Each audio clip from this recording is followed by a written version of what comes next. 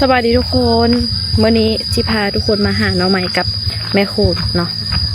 และจิพาทุกคนมาเบิ่งบรรยากาศอยู่แม่น้ำสารน้ำสารฝนตกเนาะทุกคนเนาะช่วงนี้นะช่วงหน้าฝนเห็นไทยเห็ดนาฝนมันจะตกแบบนี้แหละและน้ำก็จะขุ่นๆแต่ว่าอยู่ฝั่งแม่น้ำสารฝั่งพูดนะเนาะก็ยังมีอีกที่เป็นแบบทุ่งไร่ทุ่งนาที่ขึ้นตามพูดตามเฮาน่ะแล้วก็มีสวนยางอย่างเวลาที่ข้ามกะบางทีถ้าน้ำขึ้นหลายก็ต้องใส่เหือข้ามหรือว่าใครสะดวกย่างกับย่างข้ามแต่กะย่างข้ามกับน้ำซัดแห้งกะอาจจะไหลเป็นน้ำก็ได้บางคนย่านน้ำก็จะข้ามบ่ได้แน่นอนต้องได้นั่งเหือข้ามเฮามาหาหน่อไม้อยู่แคมป์แม่น้ำซานมาหน่อไม้ไผ่เนาะบ่ฮู้ว่าจะเป็นอย่างกินและมาเปิ่งกันมามื้อนี้สิได้บ่อุปกรณ์ของเฮาก็มีส่วนแล้วก็กระตาน้อยๆหาเลาะเบิ่งเนาะช่วงนี้หน้าฝนหน่อไม้ผักอีหยังเขียวงามแบบนี้แหละว้าวบางคนก็เฮ็ดเฮาคนหลายเนาะเขาเจ้าเฮ็ดให้อยู่เทิงภูพุ่นน่ะทุกคนเห็นบ่เมื่อกี้ย่างมาเห็นมะกล้วยเพิ่นเป็นตาแซ่บก็ลักเอามะกล้วยเพิ่นเน็บหอยมา2หน่วย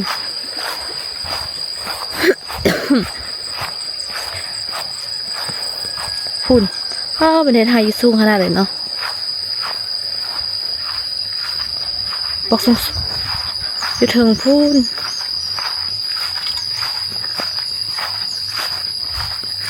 มาหานี่ก็มาหามองเต่าเลยแหละทุกคน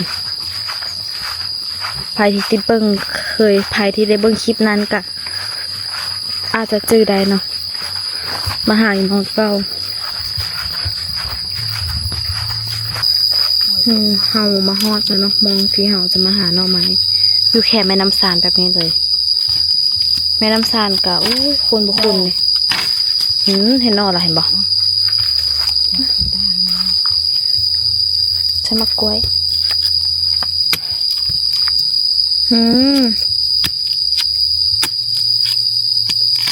ว้าวเห็นหน่อเนื้อ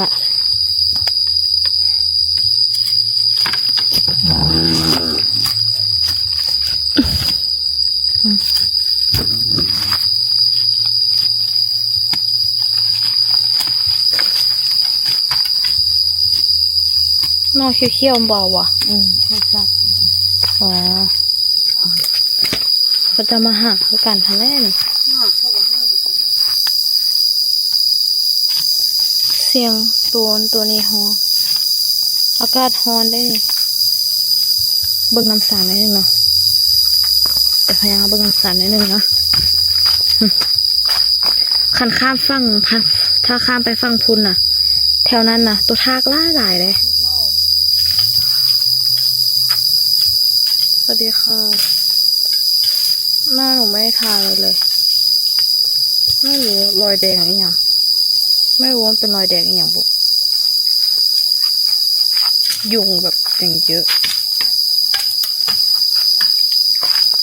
โน่นะเขียวนอกหัวตะเลนอย่าให้มันได้เกิดราวเลย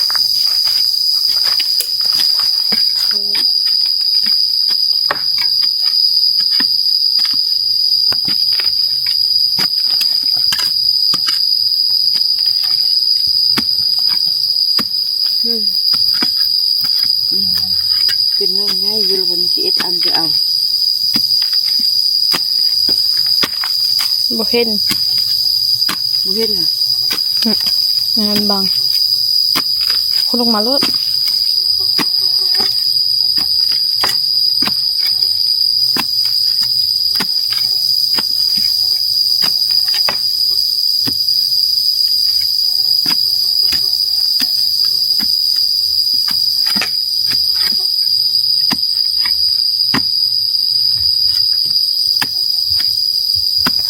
เสียงเขาเจ้าอยู่ถึงเขาเจ้าอยู่ถึงผู้ได้ทุกคนเขาเจ้าอยู่ถึงผู้แหละเพราะว่าเขาเจ้าไปให้ไปส่วนแล้วเขาเจ้ากำลังย่างลงมาซับอะไรค่ะ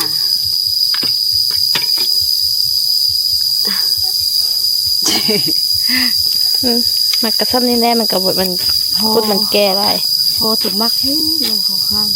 ว่า ๆเป็นอะไรครับนายก็หอยเขาพุดอยู่ป่ะ บ่ฮู้ได้บ่ได้เบิ่งบ่เห็นนะบ่เห็นเขาขุดโอ้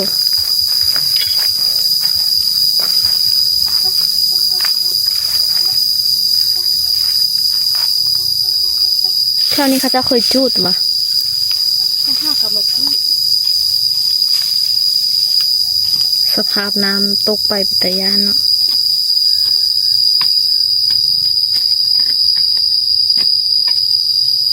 น้องกงบักลาย นอเขี้ยว น้องเที่ยวบัก น ลา อย เขี้ยวโป่งลายขุดเอารถนะ อยากได้ แมันเห่าเอาไปแกง อันนู้นข้าวอยู่ได้น้องอ่างข้าวน อเข้าวกับนอเขี้ยวก็เอาแล้วเห่าเพราะว่าเอาหานอบ่เก่ง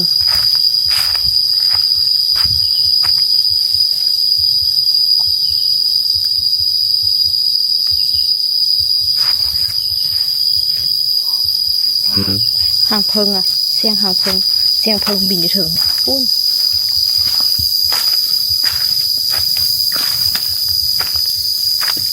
โอ้ยพวกอีบงอ่ะนะเต็มอ่ะอ๋อต้นไม้บางใหญ่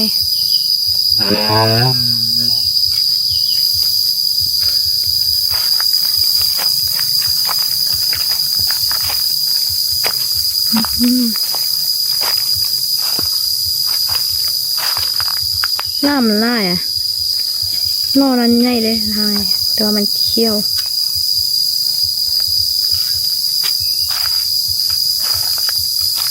นอย่างกับบแซ่บเพราะนอซอสดักจ้าบแซ่บเพราะนอซอสนอเฮียดักจ้านอเฮียกับนอซอสแซ่บสุดแล้วเขาเจ้าจูดเบิ่งหอยไหม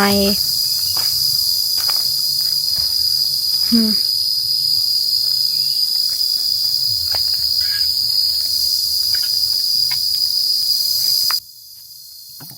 อืม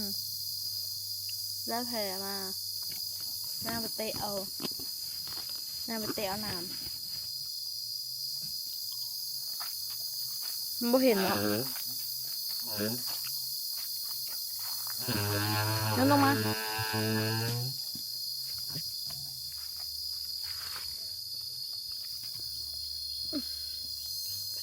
เลิกตุ่มเลยอืมอืม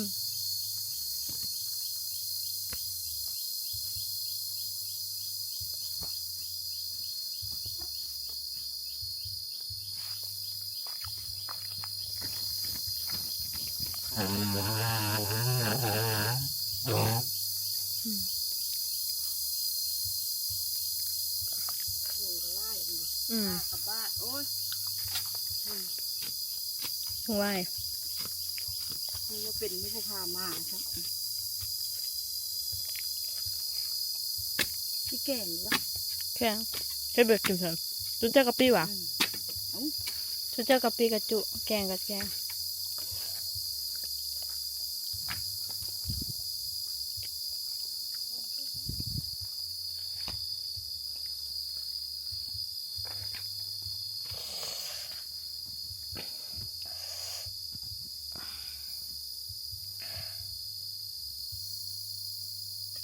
แสบ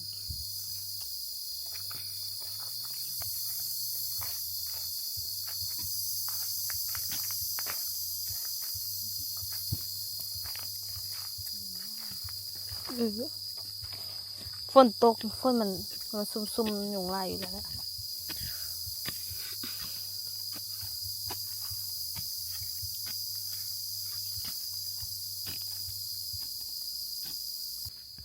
ี่ยถ้านอนได้ประมาณนี้แหละน้อยเดียว มันมีแต่นอนน้อยๆนะมันบ่มีนอนใหญ่ปานใดเดี๋ยวสิพาทุกคนมาเบิ่งอู้แสดงว่าตอนที่น้ำสารขึ้นนะทุกคนน้ำสารขึ้นมาฮอดพี่ได้เบิ่งน้ำเบิ่งดินกับหูส่วนนี้น้ำสารก็ขึ้นอยู่แต่ก็บ่ขึ้นหลาย เดี๋ยวสิให้แม่มาซุปซาปาโนสองอันนี้ก่อน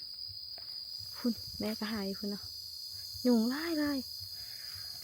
แผลไอ้เราก็แผลใหญ่ซะด้วยดิที่แรกคิดว่าแผลน้อยๆเลยพอ เขาสังเกตไปสังเกตมาโอ้โหใหญ่อยู่เด้อตั้งแต่นี้เขานี้เลย อันนี้เขาลึกแหงนี่นะโคตรเขาลึกเลย เพราะว่าแบบสังเกตเบิ่งเห็นบ่อันนี้เขาลึก อันนี้ยังแบบน้อยหนึ่งอันนี้เขาลึกครับ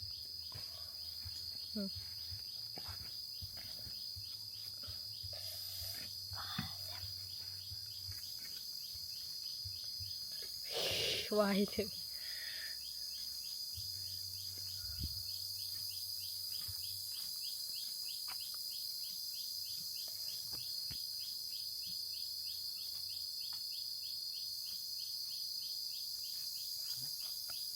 เปลี่ยนมองเนาะ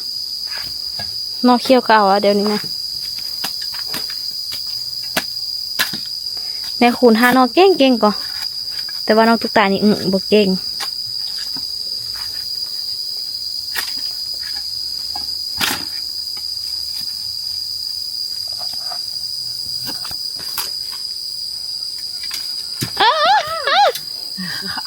ยานี่แม่กิ้งลงไปกันนะ แม่บ่ยานแม่กินแม่ยานน้อยสิหาลงไปเอา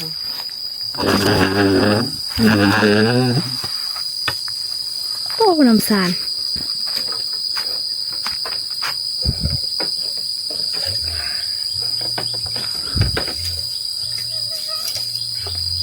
นี่ก็ส่วนเพิ่นไว้ดิให้เพิ่นช่วงนี้ยามมะม่วงลายตอนนี้ไปห้าหน่อไม้มาแล้วหน่อไม้ที่ใด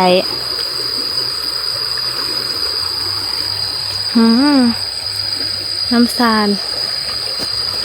แม่เดี๋ยวไปล้างตีนนะเดี๋ยวไปพาไปเบิ่งบรรยากาศ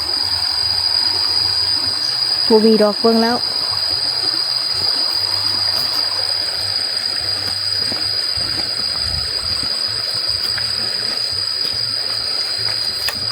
บรรยากาศดีแล้วก็ส่งน้ำข้างนอกเลยน้ำเป็นตะยานโพด น้ำคุณ น้ำเป็นตะยานโพดคือมีตัวงูตัวเงือกแหละ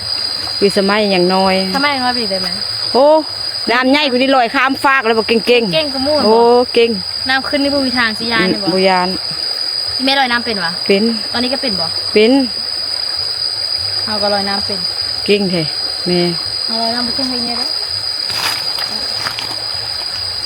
พาลูกสาวไปเฮ็ดลูกสาวเบิ่งค่าบ้านค่าบ้าน ค่าบ้านนะ มันฮู้ว่าบ้านที่แม่ผู้พาไปซ้ เขาเลิกอยู่เลยตัวนี้นี่ ำอีจนลูกก็แท้ว่า เลิกอันนี้เขาเลิกนะไปเดี๋ยวมันกระเซาเดี๋ยวมันก็หายค่ะ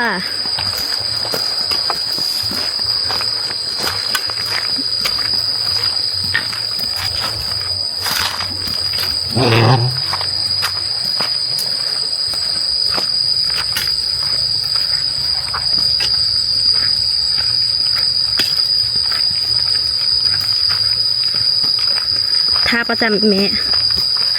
เอาส่วนแควนคอส่วนใกล้บ้าอันนี้ว่านอแย่นอเป็นน้ำแต่ว่าคมนี้แบบน้ำบุบันของคมแซ่บเลยมักแกงเขามักเฮ็ดแบบเป็นแกงค่ะนะ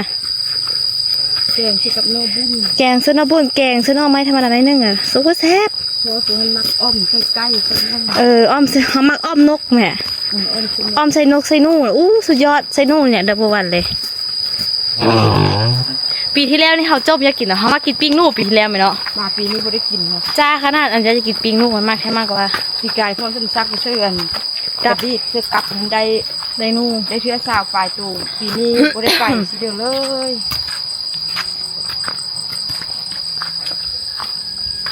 หม้อนี่ก็เป็นกินก็เนาะแคม แม่เสพ เนาะแคมนะมันชิ หอม แกงหอม บ้านเขานี่หากินง่ายว่าแต่บุคานคันที่ค้าอดกินคำว่าบุคานกันสบายไปเปิงเงินประหยัดเงินไปใกล้ตอกไปวะเอาเสื้อไปก่อนเหรอ ส่งของที่ดู ตอนนี้มาถึงบ้านแล้วค่ะ หน้าแดงมากๆเลยแล้วดูแผลเนี่ยเดี๋ยวหนูตั้งกล้องปอกก่อนเต็ม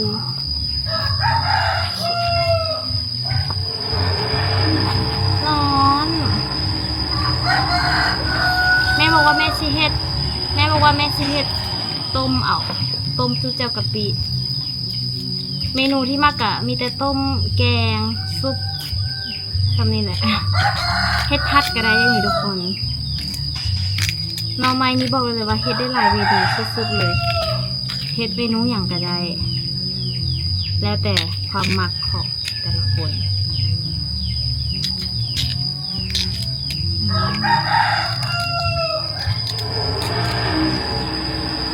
เราต้องปอกเอามาซ้อมแล้วก็เอาไปต้ม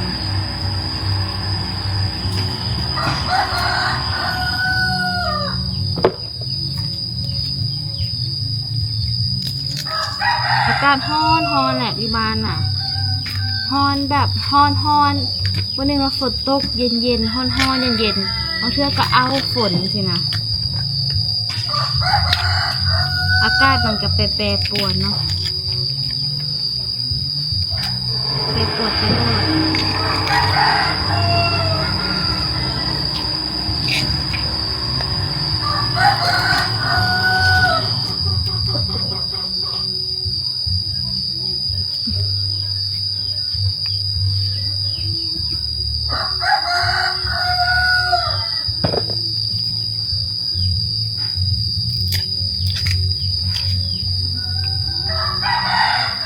โอ้เสียงไก่ฮอนฮอนแท้แห่งห้างกายเป็นคนไว้ต่ออากาศ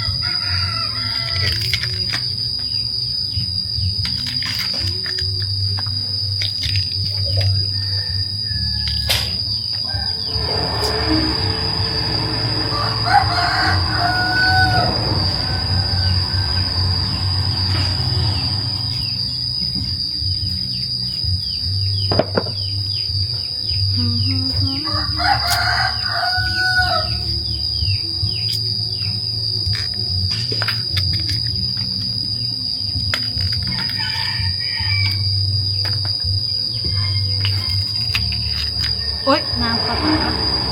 น้ำทำไมเขาตากต้มหน่อแล้วแล้วก็นึ่งข้าวล้างถ้วยแล้วก็แต่งแนวกินข้าวแล้วเมื่อตื่นแต่เช้าไปสวนยางตื่นแต่เช้าให้เรียกงานก็ไปสวนยาง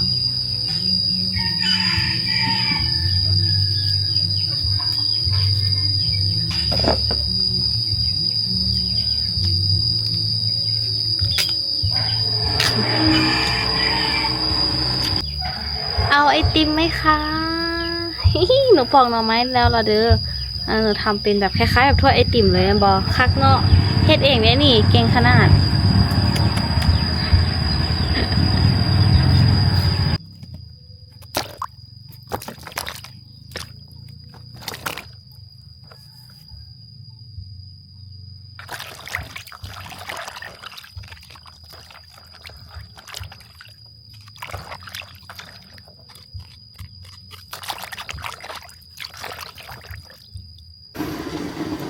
นี่เดี๋ยวให้เบิ่งหน่อไม้ของเราเนาะต้มอันนี้ต้มน้ำ2 น้ำพอได้ทุกคนที่แรกก็ต้มน้ำ1แล้วก็เอาไปเททิ่มแล้วก็เอามาต้มอีกน้ำ1เนาะเพราะว่าเขาต้มต้อง2 น้ำเพราะว่าหน่อไม้มันค่อนข้างที่จะขมเขาก็เลยต้ม2 น้ำเพื่อที่จะให้หน่อไม้มันจืดและส่วนน้องตุ๊กก็จะเอาน้ำตาลน้อยนึงแล้วก็เกลือน้อยนึงใส่ลงไปในหม้อเพื่อที่จะให้หน่อมันจืดไว้แล้วก็เฮ็ดให้หน่อไม้นั้นมีรสชาติประมาณแบบรสชาติหวานๆเค็มๆนัวๆน้อยนึงอ่ะทุกคนเนาะอันนี้เวลาเฮากินเฮาจะจิ้มกับน้ำจิ้มอีหยังมันจะแซ่บแล้วก็เคล็ดลับของจืดไว้ก็คือนั่นแหละใส่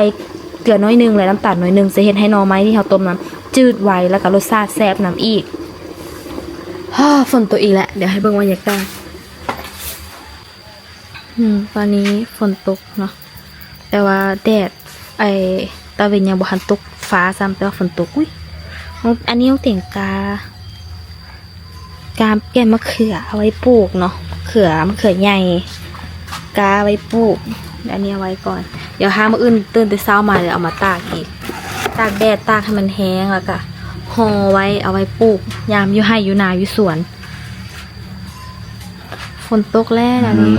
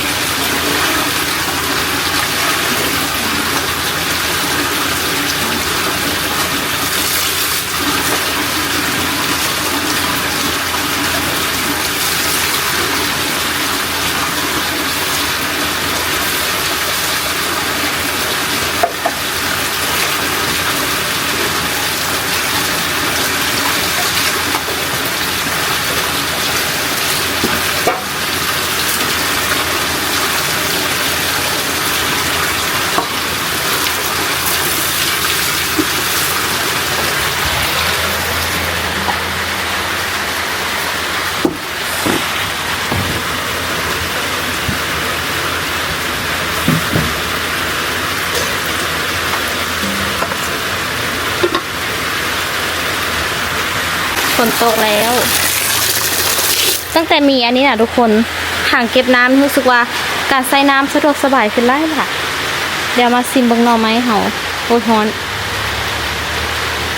ทุกคนคิดว่ามันสิจืดระบอเดี๋ยวมาซิมเบิง